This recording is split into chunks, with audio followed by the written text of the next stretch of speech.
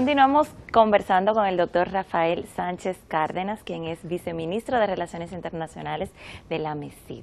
Hay una pregunta que particularmente yo quiero hacerle, quizás por mi propia experiencia, que ya lo conversábamos fuera de cámara, y es el hecho de estos estudiantes que son premiados, por decirlo de alguna manera, con una beca internacional. Se habla mucho de que se quedan, de que se casan esos talentos en el extranjero. Sin embargo, la tasa de retorno, hasta donde tengo entendido, es muy buena. Sí, bueno, eso es una amenaza que cualquier país puede tener. La llamada fuga de cerebro. Exacto, claro. El drain brain, como se dice en inglés. Mire, los grandes países tienen política de gestión del talento, asociada a lo que decíamos en el segmento anterior, con políticas de desarrollo de investigación e innovación, ¿verdad? Y por tanto tienen que andar buscando, independientemente del color, la religión o la procedencia, el talento donde él esté situado. Le pongo un ejemplo que se puede perfectamente hacer comparaciones. Béisbol o el equipo de voleibol dominicano. ¿Por qué nosotros tenemos el quinto o sexto equipo mundial de voleibol? Cosa impensable en el país hace pocos años. Porque se desarrolló una política de gestión de talento. Y en béisbol se hace igual. Los cazatalentos andan por los campos dominicanos y los barrios buscando, mirando a los muchachitos que están jugando, cuáles son aquellos que tienen demostración evidente de que tienen el talento para el juego. Lo captan y lo someten a un sistema de protección y de educación que termina en las escuelas de los equipos de grandes ligas, o en el caso del equipo de voleibol, ya ustedes es una historia conocida. Cómo hemos logrado un nivel de calificación de un equipo de esta naturaleza extraordinario y de categoría mundial. Bueno, en el conocimiento es exactamente igual. Todos los países que tienen estas políticas de desarrollo andan en busca del talento, captarlo y llevarlo allí a los centros de producción y de investigación que tienen esos países. Es decir, el Ministerio de Educación Superior está en esa faena. Después que terminan, concluyen la beca, ¿verdad? Vienen al país. La beca es un instrumento de la política de desarrollo de recursos humanos que nosotros tenemos. Como tenemos déficit en la infraestructura de posgrado en ciencias e ingenierías, lo enviamos fuera. Antes las becas se iban a ¿qué? Contabilidad, marketing, comunicación. Pues estamos apuntando cada vez más, moviéndonos hacia ciencias e ingenierías, porque esas son las que están vinculadas a los procesos modernos de desarrollo de tecnologías. Entonces, por ahí estamos empujando. Esos estudiantes que, como decía Yamilka, reciben el premio de la beca, firman un contrato aquí con el ministerio de retornar al país, al menos estar aquí y prestar los servicios ya con mayor calificación a la sociedad dominicana, que es la que le está pagando por ello. Y lo que se espera es que cumplan el compromiso contractual que ya tienen con el MESID y sirvan a la sociedad dominicana. Al menos creo que es un deber ético de un estudiante que recibe una beca y que no empiece cuando llega sobre todo a España, lo podemos decir, a buscar mecanismos para evadir el retorno al país. De manera que sería como que el país forma a este estudiante y luego se queda. Hay otros países que es un poco por los mecanismos regulatorios más difícil que se queden, porque necesitan un waiver, por ejemplo en el caso de Estados Unidos, y van con una visa de migración J1, ¿verdad?, que es de estudiante. La propia universidad cuando termina, conmina al estudiante a retornar. Y para mí, si no hay, en esos casos, no hay tanto, porque después que usted hace una maestría o un doctorado, ¿cómo se mete en un conflicto migratorio? Claro. Es decir, que de todas maneras, lo importante es, en estos términos, cómo nosotros nos podemos defender de esa política de cazatalentos que tienen los grandes países. Doctor. Es dando a esos estudiantes que llegan más oportunidades en nuestra economía para la inserción, y a los doctores que llegan también abrirle campo para que podamos cada vez más tener una plantilla de investigadores de mayor calificación y que puedan, digamos, ofrecer nuevos conocimientos o nuevos desarrollos aplicados a la sociedad dominicana. Hay países incluso que pues presentan incentivos para las personas que regresan luego de hacer una maestría en el extranjero, bien sea en aumentos de sueldo, se ven reflejados también en aumentos de posición. Garantizar un empleo. Exactamente. Bueno, el ministerio no puede garantizar empleos. Nosotros garantizamos la formación de maestrías o doctorado que estamos dando, o la licenciatura que se le concede aquí localmente en una beca nacional. Es decir, pero el empleo de por sí, nosotros sí tenemos un departamento que registra a los graduados y ofrece a las empresas los nombres y la calificación que han recibido los estudiantes con fines de que puedan conseguir empleo, y muchos lo consiguen. ¿Y en cuánto ronda el promedio de empleabilidad para esos estudiantes? Yo pienso, no hay un estudio de impacto del plan de becas internacionales a la fecha.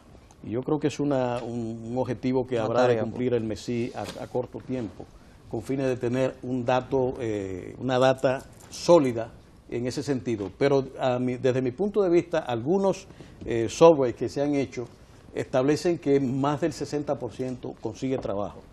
Y en algunos casos, en que van manteniendo el trabajo aunque sin sueldo, pues inmediatamente llegan con la calificación nueva, pues reciben un salario mucho mayor que el que tenían anteriormente. Eso es una satisfacción entonces para el país, para la Presidencia de la República, que está invirtiendo en educación superior.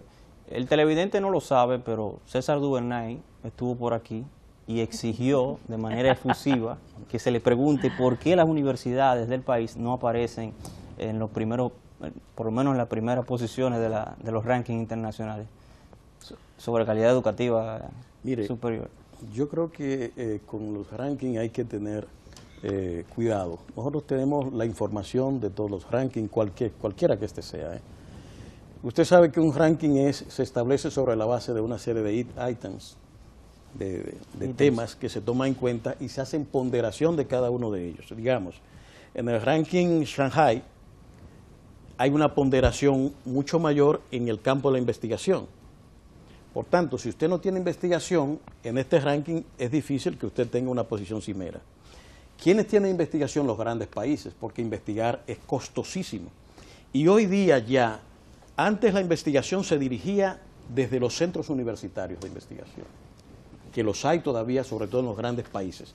Los países de desarrollo nuestro, con medio o bajo, no tienen recursos para desarrollar investigación. Por tanto, en Shanghai no van a aparecer. Los países como nosotros no tienen en un profesorado basado en PhD. Usted va a una universidad norteamericana y hay que tener PhD. Va a una francesa y hay que tener PhD, un doctorado. O una alemana o una rusa. O sea, tiene un staff profesoral de alto nivel de calificación. Por tanto, las posibilidades de entrar en un ranking son mucho mayores que las que tenemos. ¿Por qué investigan? Porque tienen un profesorado de alto nivel, porque tienen grandes laboratorios, con un personal y recursos de mantenimiento clave para que esto se pueda dar y por tanto lograr un producto en el proceso de aprendizaje, ¿verdad?, de mayor calificación y nivel. Cuando un estudiante nuestro llega allí, entra exactamente en esa misma rueda de formación, pero la universidad como tal, las de estos países, no están en condiciones en ese sentido de ponerse en esa clasificación de ranking que tienen. Además de que... Ahora, ¿significa eso que para nosotros llevar a cabo las políticas que estamos desarrollando, tenemos, por ejemplo, que enviar en becas internacionales a Stanford a nuestros estudiantes? Nosotros no tenemos ni siquiera para lo que estamos haciendo los fondos. ¿Cuánto nos cuesta a nosotros en Stanford un estudiante en un año? Estamos hablando de mucha plata en un año de formación, que si usted lo manda a Monterrey, el Instituto Tecnológico de Monterrey cuesta mucho menos. Monterrey en México. En México, y es una buena formación que usted está recibiendo. Aquí hay técnicos formados en México, formados en Brasil o en Argentina, ¿verdad? Incluso en otros países latinoamericanos que no están en los rankings, pero que son grandes profesionales. Entonces el ranking hay que medir y tener el cuidado a la hora de valorar cuál es la política que nosotros vamos a seguir en ese sentido, a conveniencia y en función de lo que nosotros tenemos. Eso no significa que nosotros no enviemos profesores o investigadores a esos centros, 1, 2 o 3, y los hay. Pero aquí viene lo que decíamos anteriormente, nosotros tenemos que hacer una discriminación dentro del sistema y el gran talento que identifiquemos, llevarlo a esos grandes centros de formación y tratar de que puedan volver a ofrecer la capacitación que ha recibido de servicio al país. ¿Que el MESID o el Estado tienen algún proyecto para incentivar el estudio de la ciencia? Bueno, precisamente, en materia de ciencia nosotros tenemos, digamos, varias cosas. Se está incentivando la formación en materia en ciencias, en posgrado. Se ha reforzado incluso el currículum de formación de los ingenieros dominicanos ya con unas nuevas normativas y requisitos que se ha establecido, patrocinada por el Ministerio. Pero simultáneamente se ha creado el FONDOCIT, un fondo concursable para investigadores. Es decir, los investigadores en las universidades, a través de las universidades, presentan cada año proyectos de investigación a ese fondo y cuando ganan, pues es financiado por el MESI. Es un fondo que, por ejemplo, hasta el año 2012 tenía 600 millones anuales dedicado a la investigación. Y ahora se ha anunciado un aumento de los fondos para investigación. ¿Qué estamos haciendo?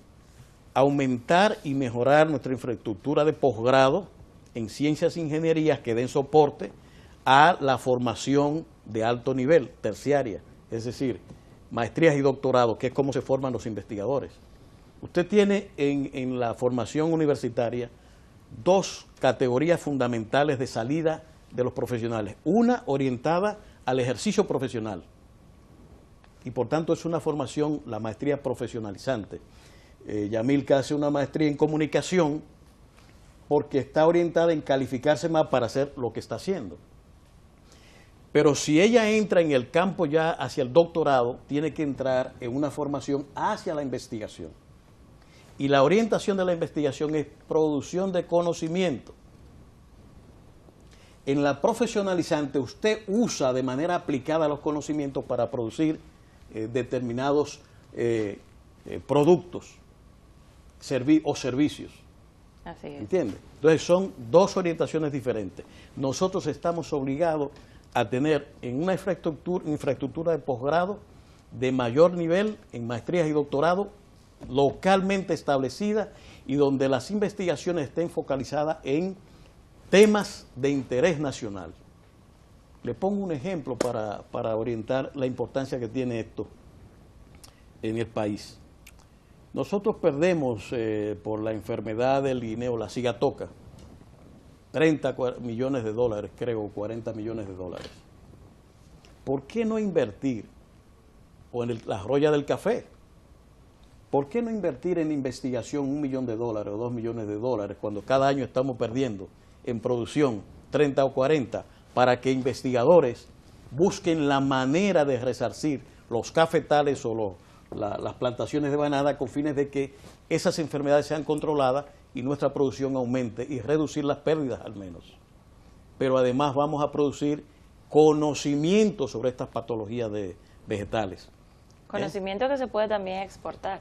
Efectivamente. Fran. Doctor, ¿de qué manera, para que usted quizás esboce los puntos, como un estudiante que terminó el bachillerato o que terminó ya la universidad, se entera cuándo comienza el próximo inglés de inmersión, francés por inmersión, becas nacionales e internacionales? Se asume que estas informaciones se cuelgan en la página de la MESID.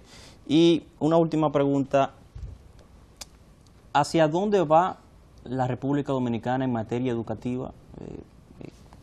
En términos globales, educación media, educación básica, educación técnica y educación superior, de cara a responder o a cumplir las metas de la Estrategia Nacional de Desarrollo.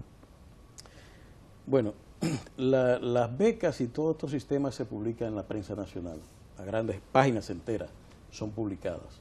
De manera que tan pronto se hace el llamado, se otorgan 30 días para que los estudiantes apliquen. Lo lógico es que un estudiante ya de bachillerato por lo menos tenga acceso a la prensa y leer los periódicos y darse cuenta de que esto existe, porque todos saben que existen los planes de becas del MESI. Por tanto, Y el que no lo sabía se enteró ahora. Pues bueno, con si este se programa. enteró, si le pasa como aquel que descubrió que el tema que los indios los mataron los españoles y que reacciona en ese momento, es decir, como aquel cuento, pues ya es otra cosa, pero la publicación se hace. Y además de que pública, debe estar generalizada. seguro en la página también, todas esas convocatorias para becas también se cuelgan en la y página. se cuelgan en la MESID. página del ministerio, de manera que se hace pública. Es un llamado público al que todo el mundo tiene acceso. Ahora, lo que usted dice sobre la tendencia a la educación, yo creo que hay indicadores bastante sólidos de que la calidad de la educación dominicana va cada vez más aumentando en cobertura, aumentando en equidad, aumentando en la calidad de esta, y los esfuerzos que, por ejemplo, la ministra de Educación Superior, Ciencia y Tecnología está haciendo, la doctora Alejandrina Germán ahora, en términos de montar un sistema de aseguramiento de la calidad, son bastante significativos. Por primera vez estamos ya abocados a definir un sistema de aseguramiento de la calidad en el país. Esto implica el componente de la acreditación, ¿verdad? Tanto de los centros universitarios como de los programas de formación. Los programas tienen que ser certificados y acreditados. Los laboratorios tienen que ser acreditados y certificados para que lo que emana de allí sea aceptado a todos los niveles, de que su información, la información producida, merece el crédito. Que Por tenga eso, sello de calidad. ese es el sello de calidad, la acreditación. Así es. Nosotros estamos entonces moviéndonos en la dirección de asegurar esa calidad cada vez mayor. Y eso implica, como yo le decía al principio del programa, de que el ministerio cada vez más va produciendo un seguimiento mucho mayor sobre las universidades en términos de evaluar, promover la autoevaluación de la propia universidad sobre sus actividades y promover también la acreditación que ahora se está planteando, que se crearán organismos, rectores, para que toda esa población estudiantil y las familias dominicanas sepan, mira, esta universidad está acreditada. Que es buena ya Aquella porque no el tiene sello del acreditación y ministerio. por lo menos va a tener una suerte de ranking nacional que se pueda crear, que oriente al consumidor de los servicios educativos sobre quién es bueno, quién no lo es. Claro que quién sí. ofrece un buen programa, ¿verdad? Y quién no lo ofrece. Entonces, fíjense ustedes que estos son factores y tendencias en la educación nacional que están en cierne, pero que evidentemente, consolidando lo que le decía anteriormente, cuando suma esas políticas y todos esos instrumentos de políticas, de ejecución de políticas que le he mencionado, vamos en una dirección creciente hacia una mayor calidad de la educación nacional. Doctor, para nosotros ha sido un inmenso placer conversar con usted. Queremos agradecerle su presencia aquí en Zona de Debate, también a nuestros compañeros del Departamento de Prensa, Edania Peña, Fran Pacheco y Diana Carreras. A ustedes nos resta invitarle a que continúen disfrutando de nuestra programación y, por supuesto, reencuéntrese con nosotros en una próxima Zona de Debate.